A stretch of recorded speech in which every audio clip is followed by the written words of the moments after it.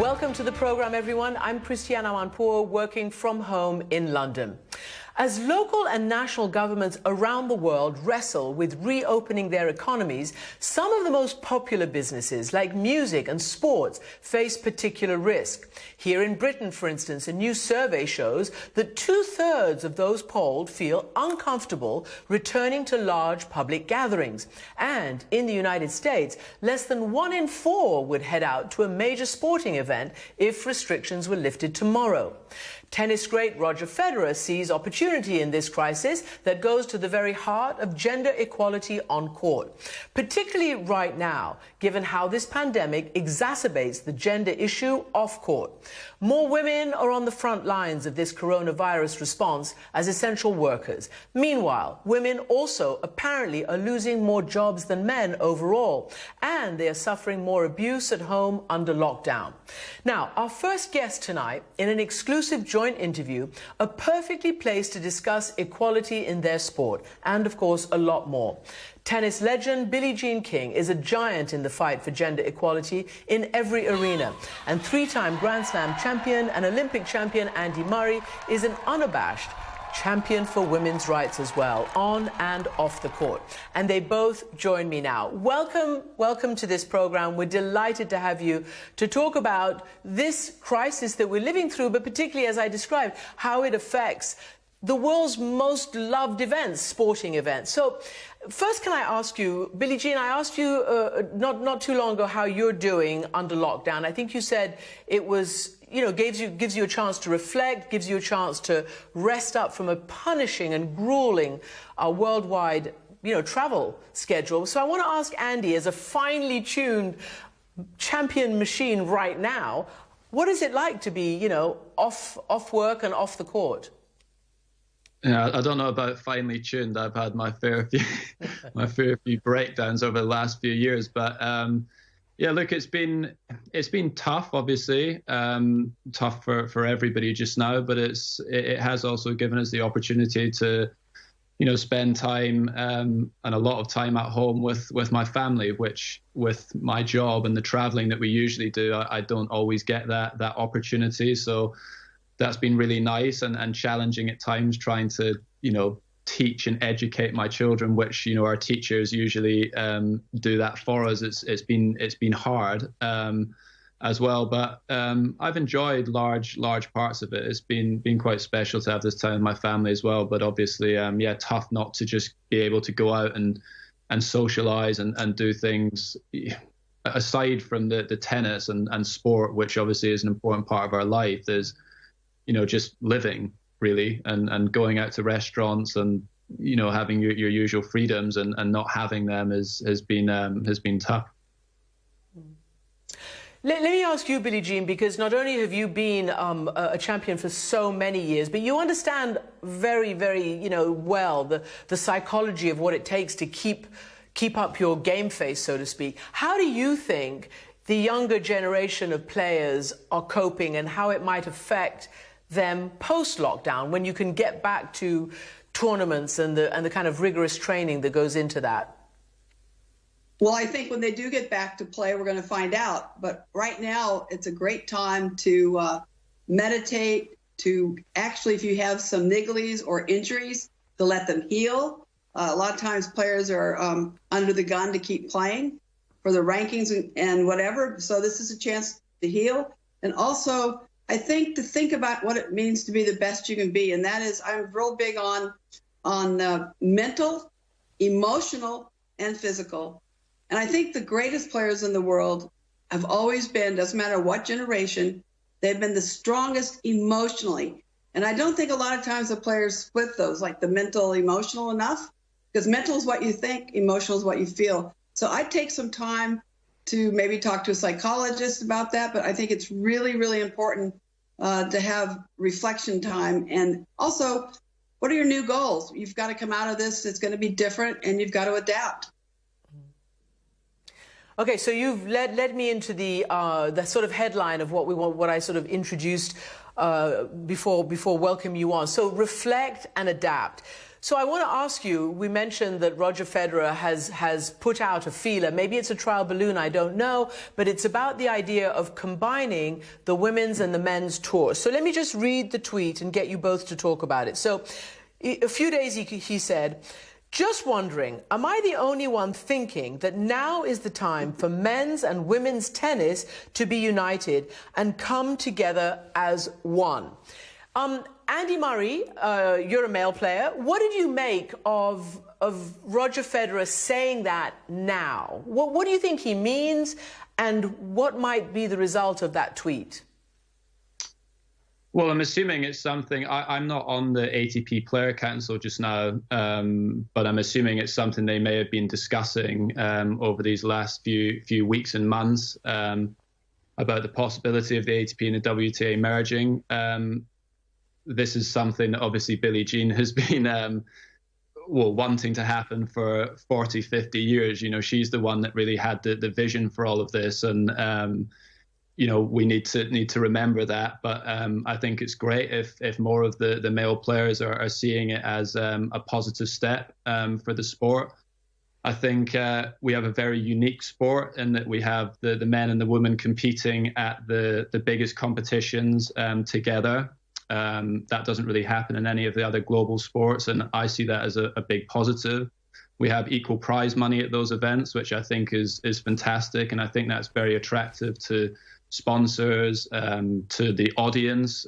We have pretty much a 50-50 kind of audience split between men and women, which again is rare across sports. And I think all of these things are things that we should be celebrating in the sport. And you know, sometimes they aren't, and there's a lot of infighting that goes on with these things, and I don't think that should be the case. There's obviously going to be some issues potentially with a merger as well, but you know, it's definitely, I think, a step in the right direction to start these conversations. So you obviously agree with it. Some of the other top tennis players on the male side do too, Rafael and Nadal, but Nick Kyrgios opposes it. I want to ask you, Billie Jean, because obviously I wanted to get you on this. You have spent your whole career, you know, blazing that trail for equality, and you did start out wanting both tours to somehow get together. Are you pleased that this is happening now? Do you see just opportunity or any pitfalls? How do you view this floating publicly by Roger Federer of something you've been lobbying for decades? Well, I'm thrilled that Roger brought it up, because when the top male players bring something up, people listen. And I did have a chance to talk with Roger, and we talked about it. He said the reason he even thought about this was because he finally had some space and time to reflect and think about the sport. But what tennis people have to understand, we need to get along, and we're much stronger, as Andy said, if we're together, from sponsorship to opportunities, and we can grow. But what we have to understand is we have to stay together as a sport, because we're not competing within our sport like a lot of tennis people think. Our job is to be together so we can compete against the other entertainment and other sports. I don't think people realize, you know, we're in this business. And so I think it's very important that we're together, that we're not an acquisition. The WTA would not be an acquisition. You know, we'd be a full partner in this drive to make our sport better and more valuable. Okay, so that's really interesting the way you put that, because obviously there's also, amongst some of the pioneering women in the sport, some concern that this might be really great, but it also might yet again, if it's an acquisition and not a business merger on equal terms, it might frame the women's game within, again, a male construct. Do you see, and both of you I want to ask, but you, Billie, is there a way to do this without getting subsumed by it? Well, I think that the ATP and the WTA and everyone's been talking right now to try to help with COVID-19. And we've been talking for quite a while on certain issues through the years. But I must say the leadership of both are much more interested in combining a partnership. So I think anything's possible if we stay positive and work through each point by point by point, like you always do in negotiations. But can you imagine how strong we would be if we could negotiate as one voice? Cha-ching. On that cha-ching note, Andy Murray, certainly some in the male, in men's tennis, are concerned that they wouldn't get maybe as much cha-ching, so to speak. Do you see any struggle from other men in your sport to try to get this done? And because I presume you want to see it done.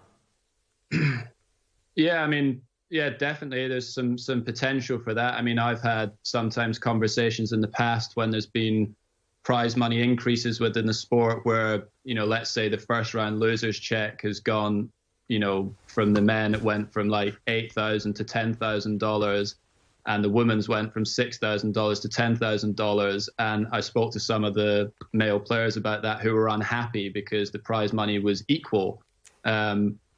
And I said, well, would you rather there was no increase at all? And, they said to me, yeah, actually. And I was like, well, that's some of the sort of the mentalities that you're working with in these discussions where someone would actually rather make less money just so they're not on an equal footing with some of the female players. So there will be some challenges. But look, I think when you have obviously a lot of the top male players now starting to discuss it and talk about it, that's definitely very promising. But I think, it's really important, I think, in these negotiations that, when it comes to the sort of key decision makers right now in tennis, pretty much all of them are men. And I think that when these discussions happen, it's quite important not just to see this merger through like a man's eyes and to bring more women into the decision-making positions so that everybody's voice gets heard and that everybody gets protected in these discussions. And I think if that happens, we have a huge potential as a sport to make. I already think it's a very special sport because of what we already have, but I think it could be even better. Billie Jean, just quickly, that's really an important point to make sure that women are at the table, obviously. But just quickly, if you can, in the potted version of the original 9, when you basically forced an issue and you made, women's professional tennis a reality. We have fought so hard. People have no idea to get to where we are right now. And as Andy said, if we don't have more women who are in decision-making positions, it won't be probably as even. But there's a lot of men, just like Andy, who believe in us. I find that men who have daughters, like Andy has 2 daughters and a son. Roger and I talked about it. He has 2 daughters and 2 boys. So it's possible. It's all possible, but we have to keep the vision. You always have to keep the vision. Like when we had the 9 of us and we signed a $1 contract with Gladys Hellman, we had no idea what was going to happen. Gladys went and got a sponsor. We had no infrastructure. 3 months later, we had to start our tournaments. We all went out and we made it happen. But we can all do this if we just work together for our sport and realize we have to stay together so we can compete in this world of entertainment. I think tennis people have always gone inside so much and worried about the factions, winning over this one within tennis. And we are not the biggest sport in the world, but we are unique, like Andy said, that we can have men and women. And from a PR point of view, I think that is a huge plus because the world is going towards equality slowly, every generation. But every generation has to continue to fight for this. And I think the time is just right because we have space. We're not playing tournaments. And with Roger bringing it up and Nadal agreeing, that hasn't always been the case. But Andy's always been in there for us and championed, the game in so many ways. And he understands so much about everything, really. I can tell listening to him that we just have to find a way to make this merger happen. And people won't realize how much good it will do. So let me just follow up with you, Andy, on that, because, without wanting to, burnish you with a halo, many women in the sport do look up to you with thanks, I guess, for being a big champion. And I wonder, is it because your mother was such an influence on you as your coach growing up, and obviously as your mother, that you were the first male professional player to have a female coach, Amelie Mauresmo. Obviously, as Billie says, you have 2 girls.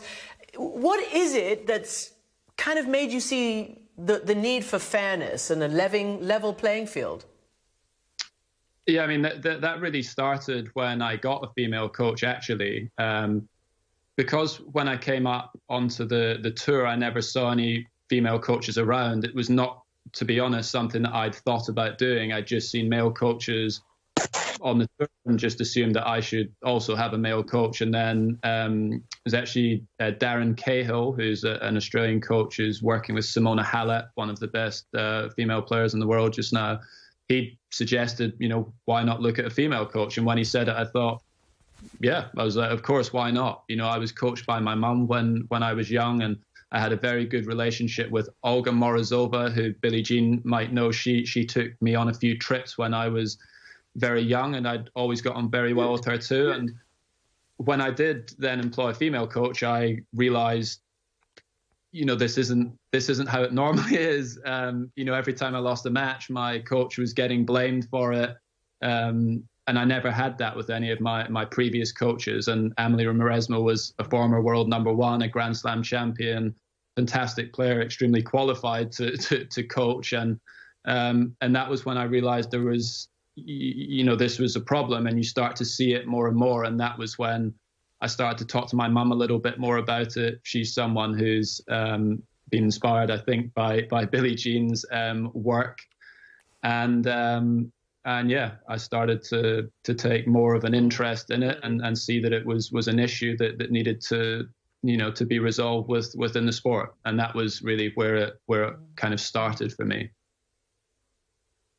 So let me just get back to the COVID issue, because you're also, I think both of you, interested and working on trying to support some of the lower ranked players who are not as well off and not as okay during this complete shut off of their sport. I mean, many people don't know that it's not just the famous names. It's so many, hundreds of other players who live, I guess, from hand to mouth, tournament to tournament, and they don't have the wherewithal. So what are you doing to try to help their kitty?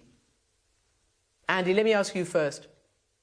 Well, I mean, the ATP have set up a tennis player relief fund to help the players ranked between 200 and 700 in the world, who obviously are not,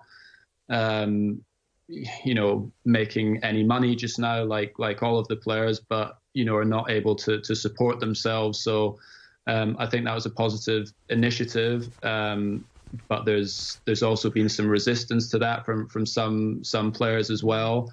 But I have given some money to that fund to try and help some of the tennis players, and hopefully there might in a few months' time there might be some events that we can put on as well to help raise some more money for those players, because they'll be the ones feeling it the most just now. And the players ranked in that ranking bracket will also be the future of our sport as well. There'll be some young players coming through just now that will go on to be Grand Slam champions and the number one top 10 players in the world. So, yeah, it's important that we try to support those players now in any way we can. And Billie Jean, on the issue of, for instance, Serena Williams, who's trying to beat the record of Margaret Court in Grand Slams, you just tweeted this week a really sweet picture of when you first met the Williams sisters 32 years ago. Just quickly, what does this timeout mean for that kind of dream? Could that put paid to it? Yet another year? Well, you can look at it two ways. I think you have to look at it as a positive, and that you have to figure out what you need to do. If I were Serena, the one thing when you're an older player is you have to be more fit than you ever thought possible. I played until I was 40, and I remember sometimes playing against a player that was half my age or 2 times their age, is still less than I was. So you have to be extremely, extremely fit. And if I were Serena with this time off, I would enjoy my baby daughter and my husband, but I also would be absolutely, just from a physical point of view, just driving myself and being absolutely disciplined to be so fit when the tournaments start up again, you definitely can be ready. But I think that's the most important thing for Serena, because once she starts playing matches, she's amazing. And of course, Andy played mixed with her, so He knows well. Yeah, exactly. How wonderful. Yeah, and I want to ask Andy as well, how do these cancellations affect your career and your level? Well, so the last match I played was in the middle of November. I haven't played a match for 6 months, and I haven't actually hit a tennis ball for the last 6 weeks. So I've been at home.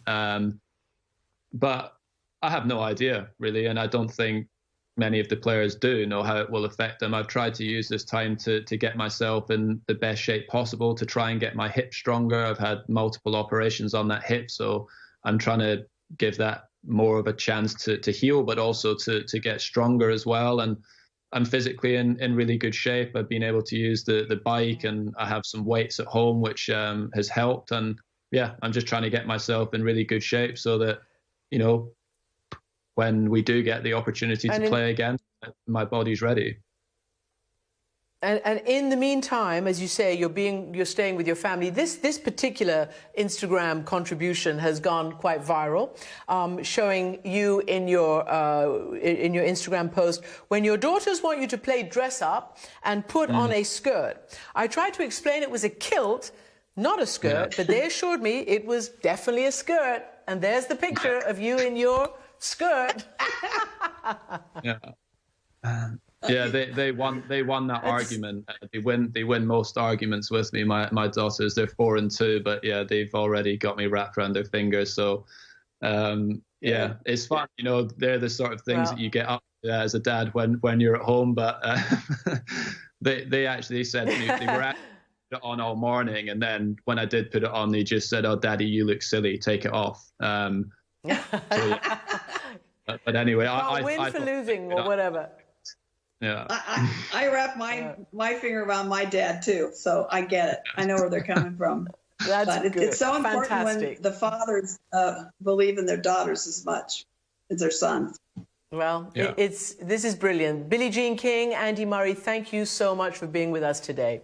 Really great. Thanks, Christian. And now, our next guest is General David Petraeus.